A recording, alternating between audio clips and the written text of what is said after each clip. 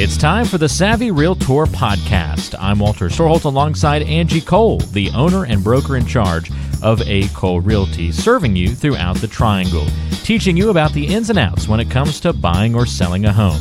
You can find the team online by going to acolerealty.com. That's A-C-O-L-E realty.com, or by calling 919-578-3128. That's 919-578-3128. And now it's time for one of the top realtors in the Triangle, Angie Cole, and the Savvy Realtor Podcast.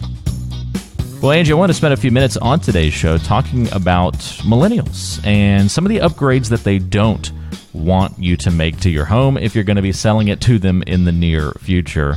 And I thought we could walk through this list that I found, see if you agree with them. Are we seeing these preferences in our area as well? And see what we can uncover here. That sound good to you? That sounds like a plan. Let's do it. First one is over-the-top landscaping. I guess this comes down to maintenance. They don't want to have to maintain. I mean, who doesn't want the view or the picture of, that really well-landscaped yard? But yeah, that's come with maintenance. I get it, though. I love a beautiful yard, but unless I have the means to pay for someone to do it, everything would die on me. So maintaining that yard and that beautiful, over-the-top landscaping might not be, the millennial might not be in the position to do so. And also just the time and the, it takes and your time investment into something like that. I feel like, kind of more seasoned generation prefers more of the over-the-top landscaping because they have the time to enjoy, getting out there and, pulling the leaves, pruning, all that good stuff. And that's something they might enjoy a little bit more than the millennial would. And this is not millennials across the board, but I can see how this would be true for them. Yeah, I think it makes sense. We bought our home in Raleigh last year, and it's definitely more yard than we'd maintained before, and so it's been an adjustment. And there was a gorgeous garden in this home when we moved in, but there was also a lot of interior work that we've been doing and working on, so we haven't been able to really keep up with the garden area I hope much. The sellers aren't listening. Oh, yeah. Well, don't worry. We're going to revitalize the garden. And, I mean, it would look beautiful this summer. It's just got a little overgrown, and, it's going to need a little bit of elbow grease to get it back to its former glory. We'll spend that, now that we've kind of, finished some of the fixes in the inside of the house and got some paint on the walls and, made it our own. As everybody does when they get a home, I believe. Now we're ready to start focusing on the outside, but we enjoy it. Connie and I call it our Chip and Joanna Sunday afternoons. Oh, cute. We go out there, and she's mowing, and she loves to mow, so I'm like, go for it. She's mowing, I'm weed whacking, and blowing the decks off and all that kind of stuff, and we're spreading out soil and grass and seeding and all the good stuff, and it takes a couple hours, but it's a lot of fun. Get some outdoors, and so it's something we've actually found enjoyment. You've really enjoyed, yeah. And I, and many of us do, but I do feel like probably the average millennial, is just more on the go. Busy lifestyles. They don't take the time to kind of sit back and breathe in that fresh air and enjoy the outdoors of upkeeping, their landscaping. Yeah. But so I can see why that's definitely a challenge for some folks. You want to make the outside of your house as appealing as possible, but in doing so, you can create more maintenance for the next buyer, and that can be a detractor for some people. So yeah, very true. Good to evaluate that. If somebody's trying to make it more attractive, Angie, are there some easy landscaping things people can do? I mean, is it more so focused right around the home, just right at that front curb appeal or the front of the house? Just, some simple, bushes, a tree, I think the things that can be a little, I don't know, just seem to be busy or a lot more added work will be the addition of all the flowers and things you have to, prune and maintain, but just putting in, nice landscaping that really doesn't need work, doesn't need to be watered. I think that's the route to go. You can also go to, a nursery or landscape or something like that and ask them, what are low maintenance plants, bushes, low maintenance options that I can choose. Exactly. They'll be able to help you out there. This one surprised me a little bit. A formal dining room is not really in demand among the millennial generation. They say, you know, if you don't have a formal dining room, don't go out of your way to try and, make one and present one. I do feel like at a certain size of a home, once we get to a certain size, it's really a must, though, just from a resale standpoint, even though it might never be used. But, I agree with this, too. I just feel like this day and age, especially millennials, they're not using that space like they used to. I've seen a lot of millennials actually turn the formal dining room into more of an office or a playroom, for their little ones, but not so much for a formal gathering for entertaining. Our formal dining room is probably the prettiest room in the house. Is it? Yeah. And we have one too, and ours is fabulous. But I mean, it's sad to say we might use it once or twice a year, when we host Christmas or something like that. But I feel like the baby boomers, that was a space they used. I remember growing up, going to my grandparents' house every single weekend. My grandmother, she would cook, dinner for us or lunch for us, and we would sit in the formal dining room. I mean, this was a weekly thing. But now, like I said, we might use ours once or twice a year. Yeah, I like eating in the formal dining room. I think it's fun. It forces you to talk to one another, all the good stuff. But I am a baby boomer at heart, probably. So I was going to say, you're throwing off these numbers, and you are a millennial, right? And you're totally skewing everything right now. Yep. Yeah. I will say we love eating the casual dinners too, though. Don't get me wrong. We're eating on the porch almost every night, or kicking back in the on the couch in the living room too. But it's fun to every once in a while get back in that dining room and change it up a little bit, Yeah, and we have like a eat-in kitchen area and also like a bar countertop. So, we're in the kitchen and eating together, but it's not, separated. Like our formal dining room is truly separated from the kitchen, and it's that's a great point, though. And I'd mess up my place settings. I don't want to do that. Yeah, they're on the table. It's that's decorated actually a really nicely. Good point, though. Of one trend that does seem to have really popped up over the years has been eating in the kitchen.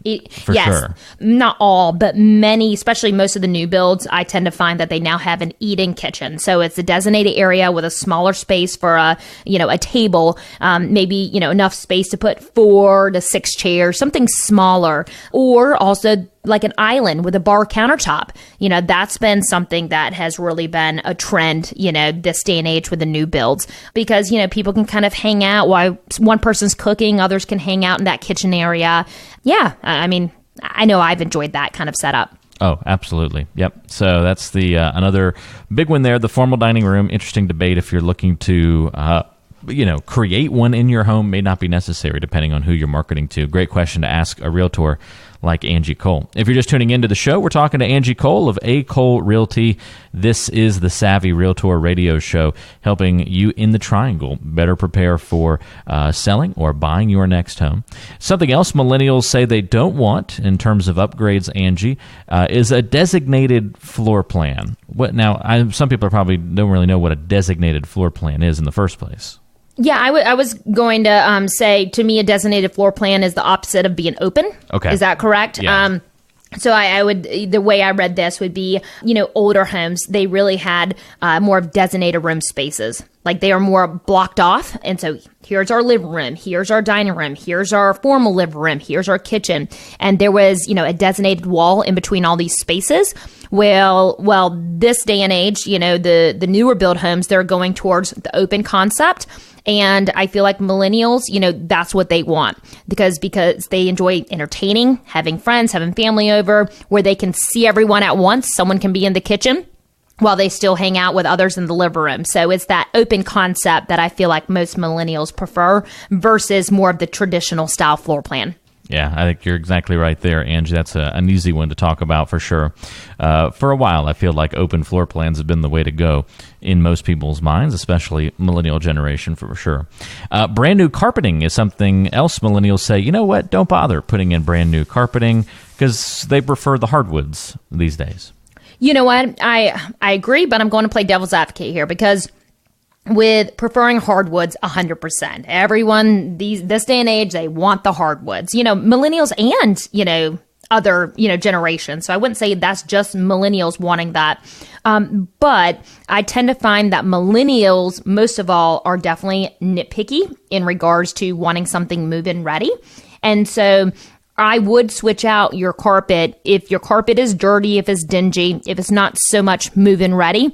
I would still put in just a low builder grade carpet so it has that fresh look. And then that's up to the millennial, the new buyer, if they want to pull that up and install hardwoods.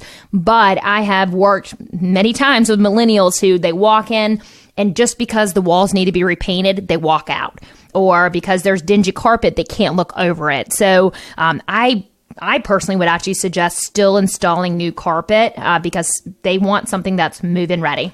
Yeah, it's a great point. And now there's a difference between like, okay, the bedroom has some older carpet in it. Let's just throw some nice, fresh, new carpet in there because it's still appropriate to have carpet in a bedroom. And you may actually be taking a big risk putting like hardwoods in the bedroom. Some people may not like that style. But if it's like the entire first floor needs a new carpet, that might be the time to say, you know what, maybe we should pick a different type of flooring. I 100% agree with you because once again, I mean, that can look like a big task for a buyer to take on. You know, when they're walking through a home, they start to point out all of the negatives instead of looking at the positives.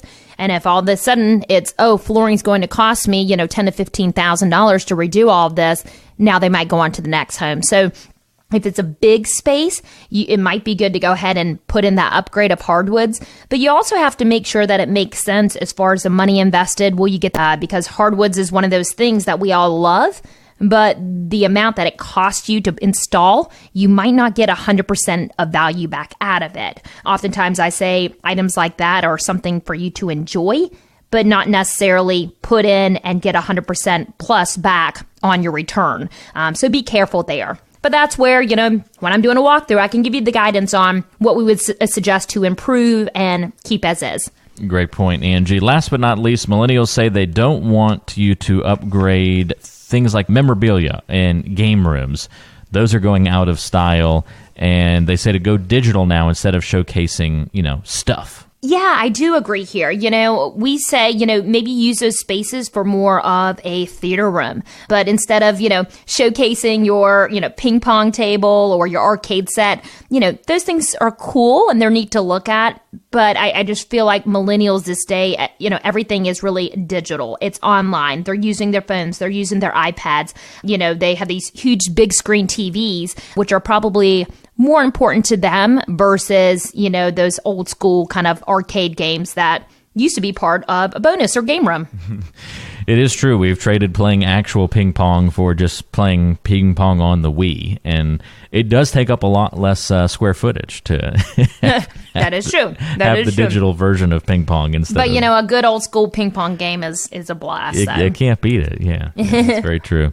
Interesting to look at all of these different preferences that millennials have or don't have when it comes to upgrading homes. And Angie, I know that these are just some of the things that you help people evaluate when they're one, looking to buy, and you get this exposure, but two, when you're helping sellers walk through these types of choices. I know when we sold our home with you guys, there were lots of things we were trying to decide on. Do we replace the hardwoods before we sell? Do we need to paint this? Do we need to do this to the outside? And it was great to get the feedback of, yes, let's change this. No, that's not as important. Right. Kind of running it through that filter is so important. It's all part of the selling process. Most definitely. All too often, I get a call from a potential seller who says, we want you to come out here and meet with us for a listing presentation. But before doing so, we want to make sure we get our home perfect. We don't want you to come in until we're ready for you to truly do a walkthrough and it's perfect, just as we want it. And I always tell them it's the complete opposite. Let us come in now, give you feedback on things we suggest that you improve, you change, things that we state should stay as is, because we want to give you that guidance so you're not wasting money in doing these type of improvements or upgrades that aren't needed. Because so often, too many times I see where someone will go in and they just start upgrading to the max because they think that that's going to get them the highest, price point, where that actually can hurt you. Because if you over improve, then you are going to be the nicest, most expensive home in that block or in that neighborhood, and you won't get your money back out of it. So whenever you're thinking about selling your home, from the start, let us come in, do a walkthrough of your home, and give you feedback in its current condition, and then we can take it from there. You've been listening to the Savvy Realtor Podcast. I'm Walter Storholt alongside Angie Cole. She's the owner and broker in charge of A. Cole Realty here in the Triangle. And if you have questions for Angie, we invite you to go online to acolerealty.com. Listen to past podcast episodes on the website, read the blog, and all the great information, including the option to find a home right there on the website.